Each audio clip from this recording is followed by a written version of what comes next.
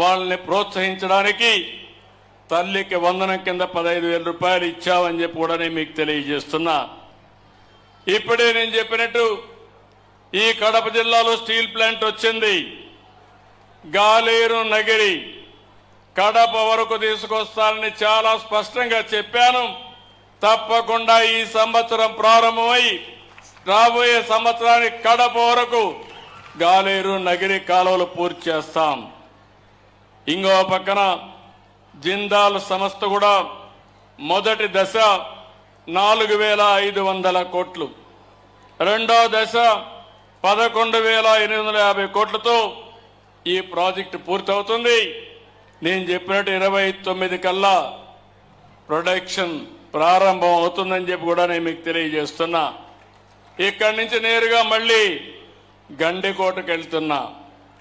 గండికోట అంటే ఒక సుందరమైన ప్రదేశం, మామూలు కాదు.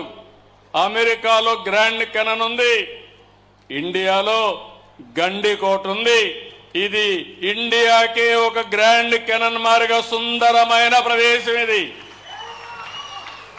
ప్రపంచంలో అతి సుందరమైన ప్రాంతాల్లో గండిపేట 10వ అని చెప్పి కూడా నేను మీకు తెలియజేస్తున్నా. దీన్ని ఒక ఆకర్షణీయమైన ప్రాంతంగా తయారు చేయడానికి, అదే మరి ఒక మంచి పర్యాటక కేంద్రంగా తయారు చేయడానికి 80 కోట్ల రూపాయలతో పనులు కూడా ప్రారంభిస్తున్నాం. అక్కడే కృష్ణదేవరాయలు విగ్రహం పెడతానని చెప్పాను. రేపు రాబోయే రోజుల్లో గండికోటలో కృష్ణదేవరాయలు విగ్రహం కూడా పెట్టిస్తామని చెప్పి కూడా నేను మీకు తెలియజేస్తున్నా.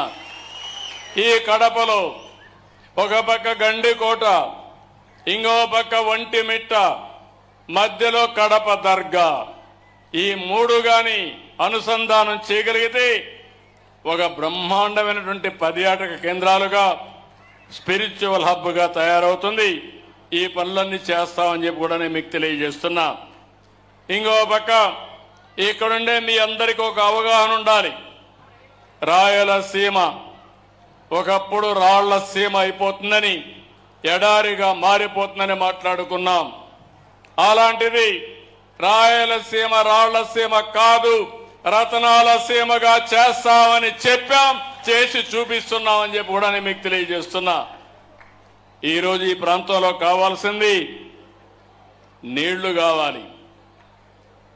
అందుకే మీరు ఒకసారి చూస్తే చరిత్రలో 40 ఏళ్లకు మునుపు ఒక మహానాయకుడు ఎన్టీ రామారావు గారు ఆలోచించిన విధానం,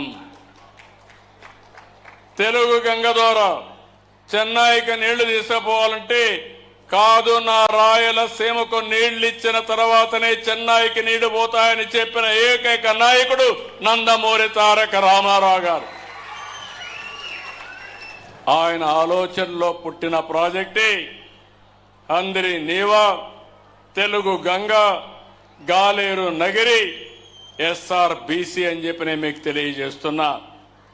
అక్కడి నుంచి ప్రారంభమైనాయి. ఆ తర్వాత నేను అన్ని కూడా చేశాం.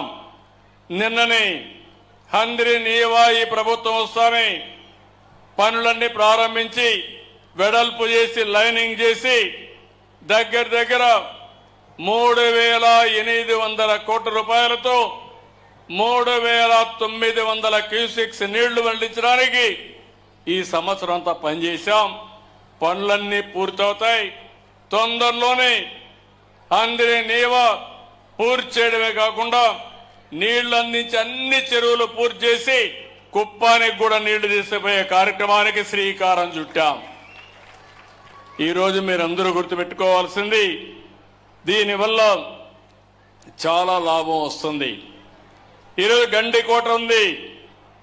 గండికోట ప్రాజెక్ట్ ఎవరు కట్టారంటే ఎన్టీ రామారావు గారే ప్రారంభించారు. దాన్ని పూర్తి చేసింది నేనే పూర్తి చేశా, ల్యాండ్ ఎక్విజిషన్ చేశాం, అన్ని పనులు చేసింది ఆనాటి తెలుగుదేశం ప్రభుత్వం అని చెప్పి కూడా నేను మీకు తెలియజేస్తున్నా. ఇవే కాకుండా ఈరోజు మీరు ఒక్కసారి ఆలోచిస్తే 14, 19 ఎప్పుడు కూడా ఇక్కడ కడపలో మీరున్నారు. మొన్న 7 సీట్లు గెలిపించారు. నాకు అనిపిస్తుంది ఈసారి 10కి 10 సీట్లు కూడా గెలిపించడానికి మీరు సిద్ధంగా ఉన్నారు. అయితే మీ రుణం మేము తీర్చుకోవాలి. అందుకనే ఈసారి మీరు ఒక్కసారి చూస్తే చేసిన పనులు కూడా మీరు కూడా అర్థం చేసుకోవాలి. 14-19 12,241 కోట్ల రూపాయలు ఖర్చు పెట్టి అన్ని ఇరిగేషన్ ప్రాజెక్టులన్నీ పూర్తి చేశాం. ఎక్కువ ముందుకు తీసుకుపోయాం. తర్వాత 19-24లో 2,000 కోట్లే ఖర్చు పెట్టారు. ఒక్క అందిరి నీవా చరిత్రలో 3,800 కోట్ల రూపాయలు శాంక్షన్ చేసి ఒక సంవత్సరంలో ఖర్చు పెట్టిన ఘనత ఒక చరిత్ర అని చెప్పి మరొకసారి విజ్ఞప్తి చేస్తున్నా. దీనివల్ల ఈ సంవత్సరం ఇంకా మనకు వర్షాలు పడాలి. కొన్ని ఇబ్బందులు వచ్చాయి, కానీ రిజర్వాయర్లన్నీ కళకళలాడుతున్నాయి. మీరు చూస్తే ఈ రాయలసీమలో ఉండే జీడిపల్లి కానీ, మారాల, చెర్లోపల్లి, అదే మరిగా ఈ పక్కన చూస్తే అవుక్ కానీ, గండికోట కానీ, పక్కనుండే బ్రహ్మసాగర్ కానీ, మైలవరం కానీ అన్ని ప్రాజెక్టులు పూర్తి చేసింది తెలుగుదేశం పార్టీ అని చెప్పి కూడా నేను మీకు తెలియజేస్తున్నా. నేను మొన్ననే శ్రీశైలం జలాశయం దగ్గర జలహారతి ఇచ్చాను. అప్పటి నుంచి నీళ్లు రావడం మొదలుపెట్టాయి.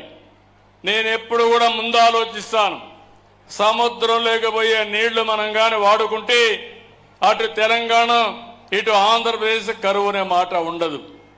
అదృష్టవశాత్తు ఆంధ్రప్రదేశ్ రాష్ట్రంలో రిజర్వాయర్లు కూడా ఉన్నాయి.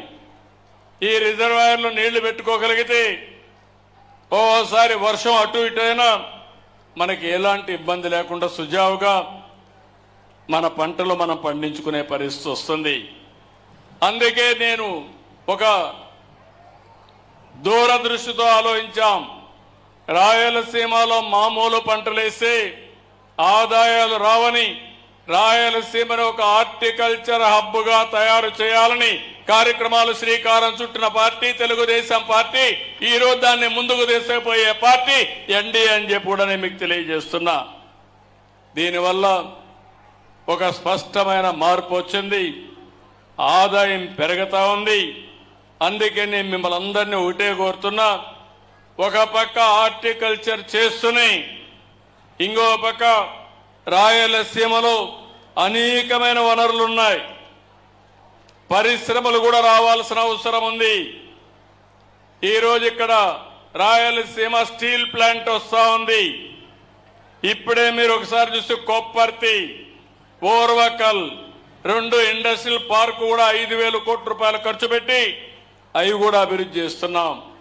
రాయలసీమలో automobile, space technology, defence, aerospace, electronics, drone city పెట్టి గ్రీన్ ఎనర్జీ హబ్గా తయారు చేస్తున్నామని చెప్పి కూడా నేను మీకు తెలియజేస్తున్నా.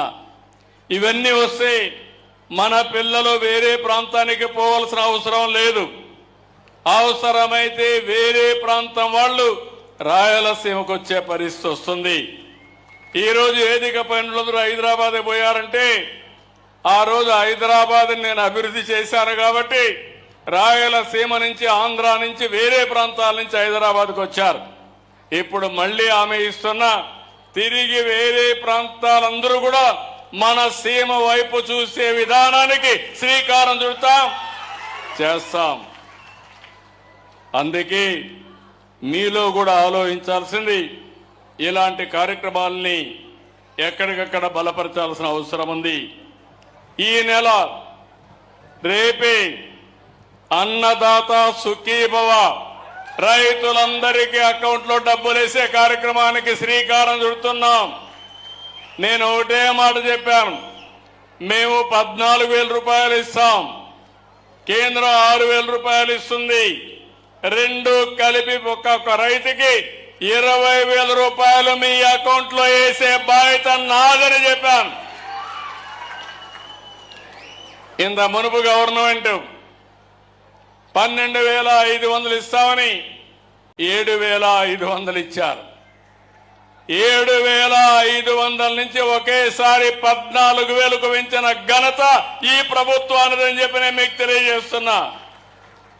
ఏది రైతు ప్రభుత్వం, ఏది రైతు వ్యతిరేక ప్రభుత్వం మీరే ఆలోచించాల్సిన అవసరం ఉంది.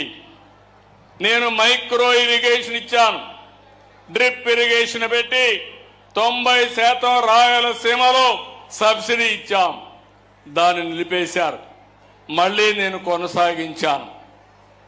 అదే మరిగా వ్యవసాయ రంగంలో ఆధునీకరణకు శ్రీకారం చుట్టాం. ఇంకో పక్క డ్రోన్ సిటీ పెట్టి డ్రోన్లన్నీ కూడా మీకు అందుబాటులో పెట్టి ఎక్కడైనా తెగులు వస్తే నేరుగా మందు కొట్టేది కూడా డ్రోన్ ద్వారా కొట్టే ఏర్పాట్లు చేపిస్తున్నానని చెప్పి కూడా నేను మీకు తెలియజేస్తున్నా. అదే మరి మా ఆడబిడ్డలందరికీ శుభవార్త. ఈ నెల 15 నుంచి నేను చెప్పిన మాట ఫ్రీ బస్.